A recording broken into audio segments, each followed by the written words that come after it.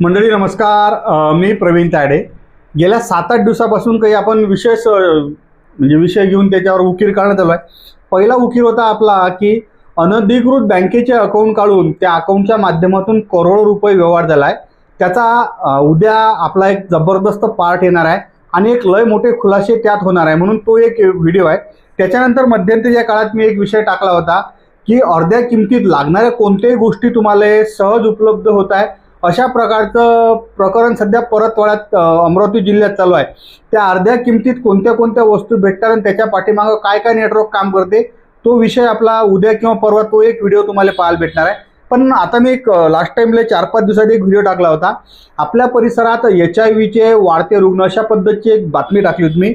तो बातमी टाकली अरे बापा मला एवढ्या लोकांचे फोन आले, मनराजे तुम्ही कुठून माहिती आणता म्हणे. मग काही अमरावतीहून लोक आले, त्यांनी माझ्यासोबत चौकशी करायचा प्रयत्न केला.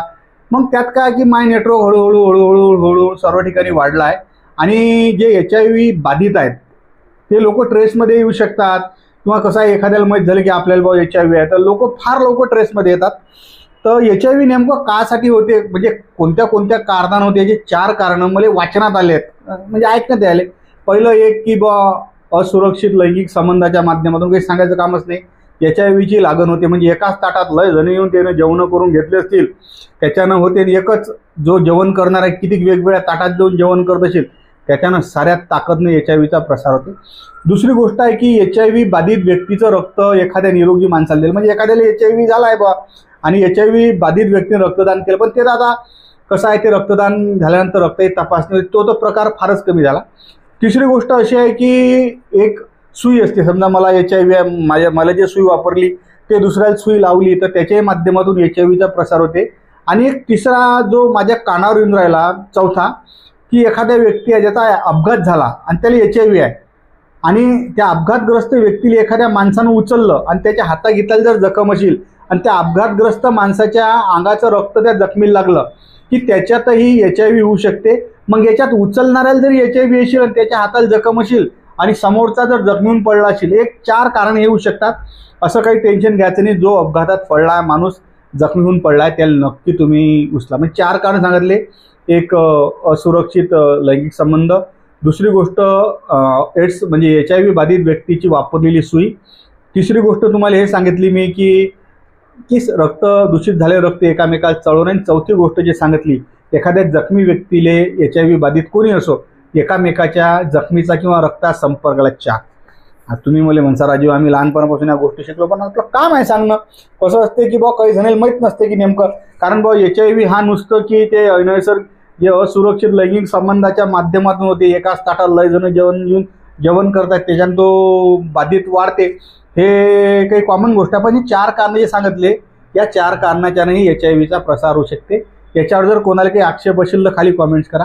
आता एक महत्त्वाची गोष्ट आहे की HIV आपल्याला आहे हे कसं माहीत होईल, तर त्याच्यासाठी जे मेळघाट ब्लड बँक आहे त्याचे जे संचालक आहेत निलेश दादा काकडे पाटील, याच्या माध्यमातून एक गोतमारे डॉक्टरच्या इथं गायत्री लेक लॅबोरेटरी आहे, त्या ठिकाणी HIVची तपासणी होते.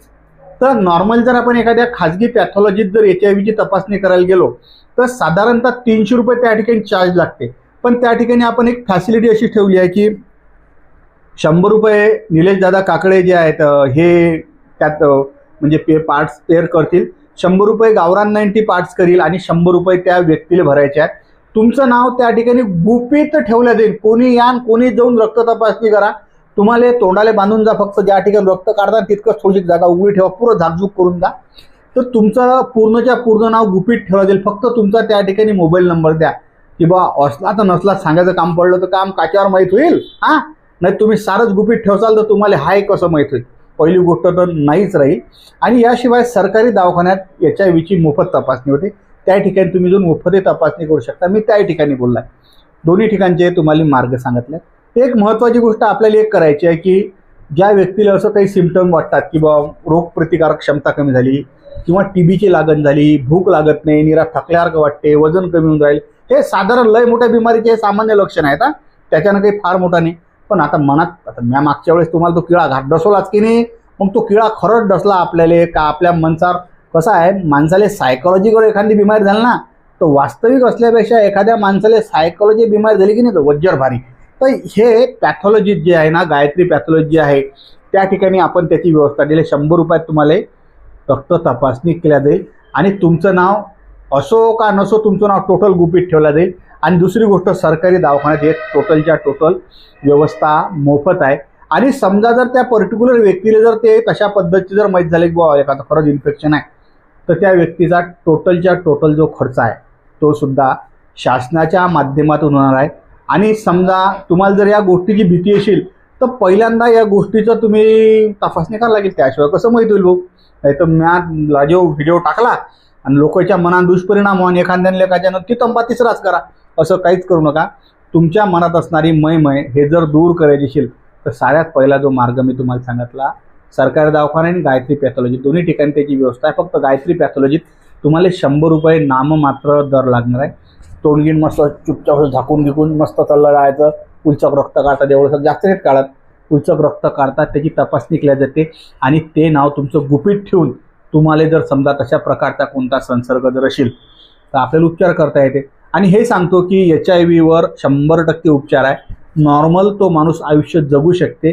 नाही तर काय होईल की लोकांची एवढी धाकधूक मनात घालून दिली तिचे पोट्टेमध्ये या माणसानं काय नवीन उकीर आणला, काहीच लोड नका घेऊन, नॉर्मल आयुष्य जगू शकते. पण तुम्हाला जर ते बिमारी आहे का नाही आहे हे माहीतच नशील राजे होतो कसं होईल बरा. तर माझा व्हिडिओ कसा वाटला, काय वाटला, आणि समजा तुमचा जर माझ्यावर भरोसा असेल तर तुम्ही माझ्याजवळ येऊन तुमचं फक्त इथं एक ओळख द्या, आपण लेखाचं त्या ठिकाणी जाऊन ते तुमचं नावच नाही मोबाईल नंबरही गुपित ठेवू.